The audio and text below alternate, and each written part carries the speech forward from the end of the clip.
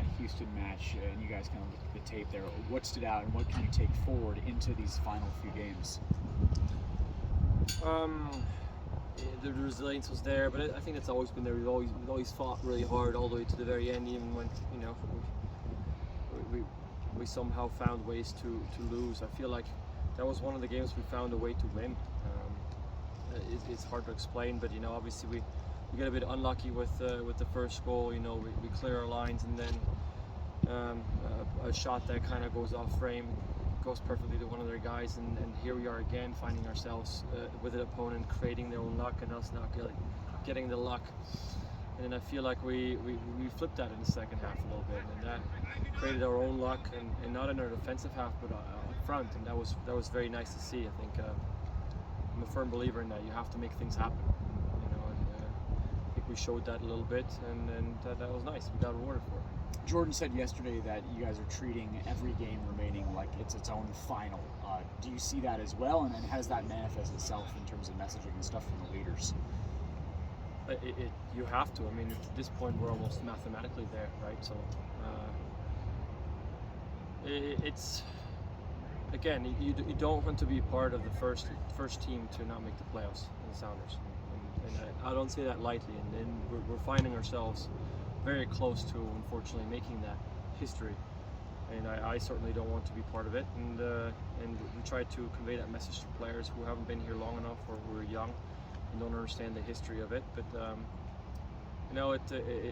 it also sucks for someone who has never had to experience it. It sucks to sit out and watch other teams play playoff football. That's a feeling that I think you have that feeling once, and you never want to experience it again. So I'm trying to, we're trying to avoid for younger guys to having to make that experience before they understand it. But certainly, like I said, we're almost mathematically there. We have to win our games, and this next one is against a very, very tough opponent, but it's a home game. And if you want to, gain any kind of just push and a little bit of get on your horse and make it happen. We have to take advantage of finally finding a good result in the last game and stringing now a couple of good results together. So that keeps Saturday is that must win. Yeah, absolutely. And then how did you react to your score? I think I said it in not so PG terms. It's about damn time that he finds the back of the net. But happy for him. I have no idea where he was trying to hit that. I think if the stadium would have been empty, it would have sounded like a mishit toe poke. That's the way it looked to me. But that's what I'm saying. Like every goal counts. I don't care if it's a no goal, if it's the worst deflection, if it's Nuhu scoring his first, or our leading goal scorer scoring there, whatever, 70 or something goal. They all count. In this sport, goals change games, right? There's not that many to be had in each game. So maybe it was the added mental thing too that was very nice for us, to finally have a moment to celebrate besides the goal. It being a moment to celebrate for Nuhu, for someone who had been waiting for that moment for so long. And for us to all be able to partake in that joy was very nice. Again, like I mentioned when we first started this, joy has been very, very few and far between in the last few weeks. So to have a W was really nice, but to have such a joyous moment is unfortunately trying to stay that moment. So You guys, I know from almost a tactical standpoint, there were some reasons to make some of the decisions that Brian did as far as the starting lineup. But for your perspective, how did the middle look and trusting on the outside? Good. I mean, it's tough when you're trying to change things and find a result, and you're changing tactics and formations, and it's still not working. And now obviously we finally were able to find some joy, and so I'm pretty sure we'll probably stick with that.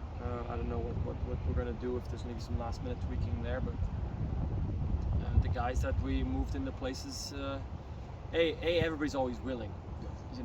That's a good thing. There's You know, I've had a rare few moments in my career where players don't want to have any part in games unless they play in their preferred role. But I think on this team, honestly, we've never had that, and so that's a nice thing to have, to be able to have that mentality of, okay, what's required of me, what can I do to help the team? And we have that. We've slotted guys in different positions. We have young guys coming in now that are hungry. Obviously, Josh in the middle and Leva are you know, giving us a little bit of fresh young legs and tenacity that we need there. So that's been very good. And I think it's also maybe unlocked Albert a little bit, to be able to go a bit more freely forward, which is obviously something that he very much excels in. So that's been good. Hopefully we can replicate that. Austin's a very high-powered team offensively.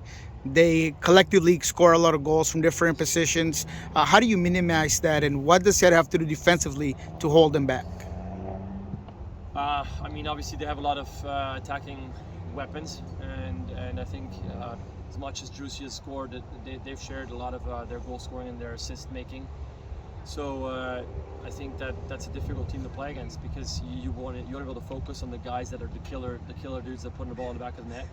Well, for them, that's too many of them, you know. So you can't really double team one guy, because there's other guys you're going to leave open. We're going to have to really make sure that we're not wasting any players on our end, right? Like, we cannot be, you know, double marking someone that is actually already covered.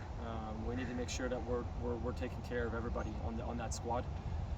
Maybe force some of their back guys to be playmakers, because I think obviously Ring goes back and tries to get the ball and facilitate the play from there with some good distribution. We have to limit that, and if not, I mean, they have a lot of numbers up front and they go over the whiffs a lot.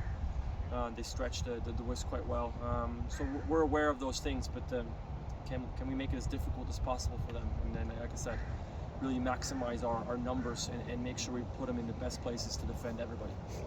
They're also a team that presses very well. Yeah. How important is it going to be to maybe just skip that first line of pressure instead of rather trying to play out of the back and just maybe simplify the game a bit? Yeah, I mean, you know, playing out of the back is, everybody always thinks playing out of the back is a 5-yard pass on the ground. Playing out of the back can be a ball straight into secondary, right? When we talk about playing out of the back, we're trying to talk about minimizing 50-50s, meaning just literally booting a ball up into a 50-50 position. If I put up an underhit ball into Alex, that's a 70-30.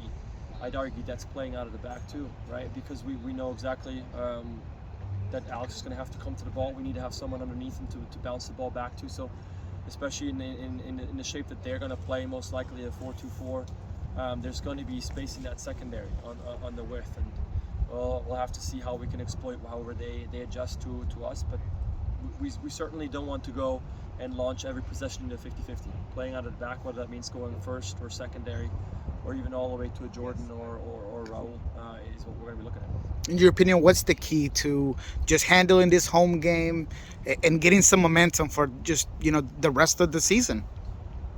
I mean, first I'd say we have to just solely focus on this game, because it is a very important game and almost a do or die type of situation. So we're not going to look past this game. We're not going to look past this opponent. And considering the opponent that we have, I think, you know, we need to be in charge of the pace, but it can't be a frantic game, because I think they thrive in that chaos. They have too many weapons, that if it's a back and forth, they're a team that are going to punish you, and they're going to put 3, 4, 5 goals in the back of the net. So I want to see a good mix of that. I want to see us in control, but also not too eager to just play just for the sake of playing, but be more in control.